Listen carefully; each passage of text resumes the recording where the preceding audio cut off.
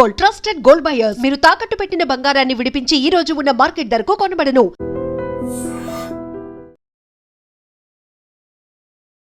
నమస్తే, welcome to I dream talking point with కవిత.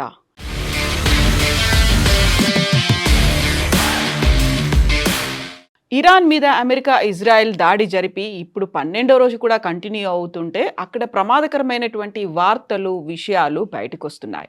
ఇరాన్లో 2 రోజుల బ్లాక్ యాసిడ్ వర్షాలు కురిసినట్టుగా వార్తలు, విజువల్స్ వెలువడుతున్నాయి. డేంజరస్ వర్షపు జల్లుల్లో ఎన్నో రసాయనాలు, యాసిడ్లు ఉన్నాయనేటువంటి వార్త ఇప్పుడు ఇరాన్ని వణికిస్తోంది. భవనాలు, రోడ్లపై ఇవన్నీ పేరుకుపోయాయని, దీంతో శ్వాస తీసుకోవడానికి ఇబ్బంది పడుతున్నారని, దీర్ఘకాలిక ఆరోగ్య సమస్యలు వచ్చే ప్రమాదం ఉందని నిపుణులు హెచ్చరికలు జారీ చేస్తున్నారు. 2 రోజుల పాటు ఇరాన్లో అంటే మార్చ్ 8th and 9th కురిసినటువంటి బ్లాక్ యాసిడ్ వర్షం గురించే ఇప్పుడు అంతటా చర్చ జరుగుతోంది. మార్చి 7న రాత్రి ఇరాన్ రాజధాని టెహ్రాన్ పరిసరాల్లో 30కి పైగా చమురు కర్మాగారాలు, ఇంధన డిపోలు అంటే ఆయిల్ రిఫైనరీలు, డిపోలపై అమెరికా, ఇజ్రాయెల్ వైమానిక దాడులు చేశాయి. ఆ తర్వాతే అత్యంత ప్రమాదకరమైనటువంటి నల్లటి ఆమ్ల వర్షం కురిసింది. ఈ నలుపు వర్షం వల్ల టెహ్రాన్ నగరం శివారు ప్రాంతాలతో పాటుగా అల్బోర్జ్ ప్రావిన్స్లో అక్కడున్నటువంటి ఏరియాలు ప్రభావితమయ్యాయి. దాదాపు 48 గంటల పాటు ఆ ప్రాంతాల్లో ఆకాశంలో నల్లటి పొగలు మాత్రమే కనిపించాయి. చివరకు ఊపిరి పీల్చుకునేందుకు కూడా జనం అవస్థలు పడ్డారు. ఇళ్ల నుంచి బయటకు రావద్దంటూ ప్రజలకు ప్రభుత్వం హెచ్చరికలు జారీ చేసింది. ఇంతకీ బ్లాక్ యాసిడ్ వర్షం అంటే ఏంటి? దీనివల్ల ఎలాంటి ఆరోగ్య సమస్యలు వస్తాయి? ఈ ముప్పు నుంచి బయటపడే మార్గాలున్నాయా? నిపుణులు ఏమంటున్నారు?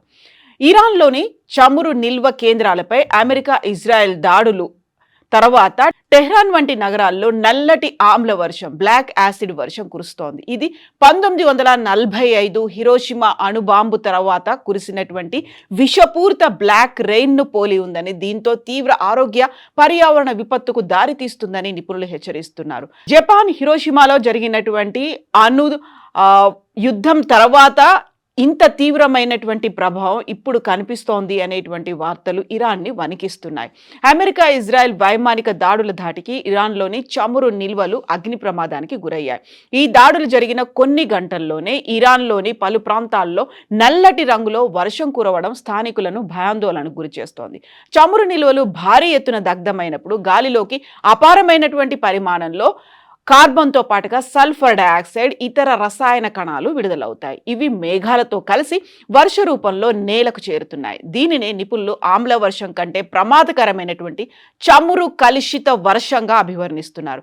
ఈ విషపూరిత వర్షం గాలి కారణంగా ఇరాన్ నివాసితులు అనేక ఆరోగ్య సమస్యలను ఎదుర్కొంటున్నారు. టెహ్రాన్ చుట్టూ నల్లటి మేఘాలు కమ్ముకున్నట్లుగా ఫోటోలు, వీడియోల్లో కనిపిస్తున్నాయి. ఈ బ్లాక్ రెయిన్ వల్ల భవనాలు, వాహనాలు, రోడ్లపై తడిసిన నల్లటి జిడ్డుగల పదార్థం ఏర్పడిందని అక్కడున్నటువంటి ప్రజలు చెప్తున్నారు. పేలుళ్ల కారణంగా షహ్రాన్ ఆయిల్ డిపోకు దగ్గరగా ఉన్నటువంటి గ్యాసోలిన్ పైప్ లైన్లు దెబ్బతిన్నాయి. ఈ దాడుల కారణంగా ఇంధనం లీక్ అయి మంటలు చెలరేగాయి. మంటలు సమీపంలోని రోడ్ల వెంట వ్యాపించాయి. మండుతున్న ఇంధనం వీధుల్లో ప్రవహిస్తూ మంటలు వ్యాపించిన ఘటనకు సంబంధించినటువంటి ప్రత్యక్ష సాక్షులు పోస్ట్ చేసినటువంటి వీడియోలు ప్రస్తుతం సోషల్ మీడియాలో వైరల్ అవుతున్నాయి. టెహ్రాన్ నగరం గుండా కదిలే అగ్ని నదిని తలపించిందని స్థానికులు చెబుతున్నారు. ఈ నేపథ్యంలో సిటీ గవర్నర్ అందరినీ మాస్కులు ధరించాలని కోరారు. చమురు నిల్వలు ఉన్న స్థావరాలపై దాడి జరిగినట్టుగా ఇరాన్ స్టేట్ మీడియా అధికారికంగా పేర్కొంది. ఇరాన్లో బ్లాక్ యాసిడ్ వర్షం కురవడం అనేది ఆందోళనకరమైనటువంటి అంశమని మెల్బోర్న్ యూనివర్సిటీ వాతావరణ పరిశోధకుడు గ్యాబ్రియల్ డిసిల్వా అంటున్నారు. ఇది సాధారణ ఆమ్ల వర్షం కంటే ప్రమాదకరమైందని చెప్తున్నారు. నల్లటి బ్లాక్ యాసిడ్ వర్షంలో యాసిడ్లతో పాటు స్వల్ప, దీర్ఘకాలాల్లో మనుషులు, పర్యావరణానికి హాని కలిగించే కాలుష్య కారకాలు కూడా ఉన్నాయని చెప్తున్నారు. ఈ వర్షం కారణంగా ఇరాన్ ప్రజలు తలనొప్పితో పాటుగా శ్వాస తీసుకోవడంలో ఇబ్బంది వంటి సమస్యలను ఎదుర్కొంటున్న విషయాన్ని ఆ నిపుణుడైతే చెప్తున్నారు. ఈ వర్షం అత్యంత ప్రమాదకరమైనది, యాసిడ్లతో కూడింది అని ఇరాన్ రెడ్ క్రిసెంట్ సొసైటీ కూడా ప్రకటించింది. వర్షం కురిస్తే వాతావరణంలో గాలిలో పేరుకుపోయినటువంటి కాలుష్య కారకాలన్నీ తొలగిపోతాయి. అంటే వాతావరణాన్ని క్లీన్ చేసే పని వర్షం చేస్తుంది. బట్ ఇరాన్లో మార్చి 8, 9 తేదీల్లో టెహ్రాన్, అల్బోర్జ్ ప్రావిన్స్లో కురిసినటువంటి కొన్ని గంటల పాటు ఈ నల్లటి వర్షం కురిసింది. ఇంతకీ నలుపు రంగు వర్షం ఎందుకు కురిసింది? దీనికి కారణం 30కి పైగా చమురు కర్మాగారాలు, ఇంధన డిపోలపై అమెరికా ఇజ్రాయెల్ వైమానిక దాడులని, బాంబులను జారవిడిచింది. దీంతో ఆ ప్రాంతాల్లో ఇంధన వనరులన్నీ అగ్నికి ఆహుతైపోయాయి. ఇవి కాలిపోయే క్రమంలో వాతావరణంలోకి దట్టమైన నల్లటి పొగలు వ్యాపించాయి. వీటిలో హైడ్రోకార్బన్లు, PM2.5 వంటి విషపూరిత కాలుష్య కారకాలతో పాటుగా పాలిసైక్లిక్ అరోమేటిక్ హైడ్రోకార్బన్స్ అనే కార్సినోజెనిక్ సమ్మేళనాలు ఉన్నాయి. అంటే దీర్ఘకాలంలో క్యాన్సర్ కారకాలుగా ఇవి పనిచేయబోతున్నాయి. ప్రమాదకర రసాయనాలు, సీసం, మెర్క్యూరీ వంటి భార లోహాలు, బిల్డింగ్ మెటీరియల్స్లోని అసేంద్రియ సమ్మేళనాలు కూడా చమురు పొగల్లో ఉన్నాయని వాతావరణ పరిశోధకుడు గ్యాబ్రియల్ చెప్తున్నారు. చమురు పొగల్లో ఉన్నటువంటి సల్ఫర్ డయాక్సైడ్, నైట్రోజన్ డయాక్సైడ్ వల్ల వాతావరణంలో సల్ఫ్యూరిక్ యాసిడ్, నైట్రిక్ యాసిడ్ ఏర్పడుతున్నాయి.